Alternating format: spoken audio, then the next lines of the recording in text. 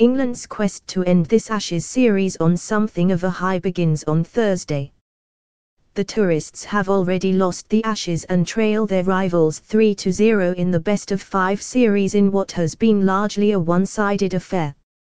After drawing the fourth test in Melbourne, England captain Joe Root will be hoping his side can go one better in Sydney.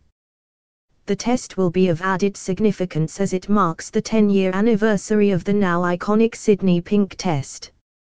Australian seam bowling legend and sports mail columnist Glenn McGrath set up the McGrath Foundation back in 2005 following his wife Jane's initial diagnosis and recovery from breast cancer.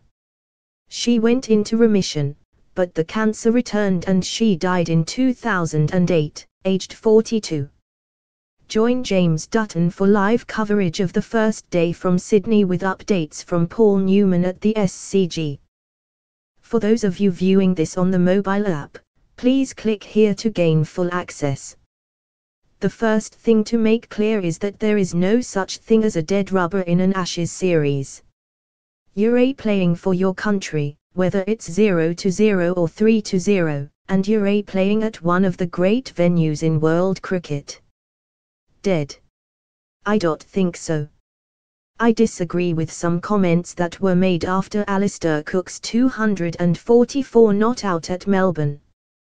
Yes, he would have preferred to have done that when the Ashes were at stake, but imagine the criticism he would have faced if he got a pair. You try your hardest every game. And Sydney is always a special test.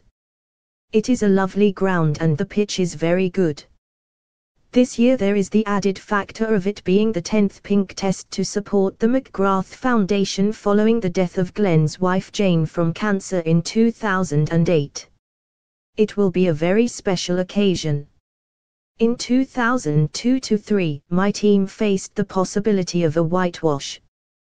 It was Steve Waugh's last Ashes test and he got a brilliant 100, but we were determined to send our fans home with something to cheer about. Andy Caddick took 10 wickets in what turned out to be his last game, and we limited the damage to 4-1. People often forget that it is not just the team you're playing for. The fans have spent their hard-earned cash to come and support you, and after we won we gave them a lap of honour for sticking by us.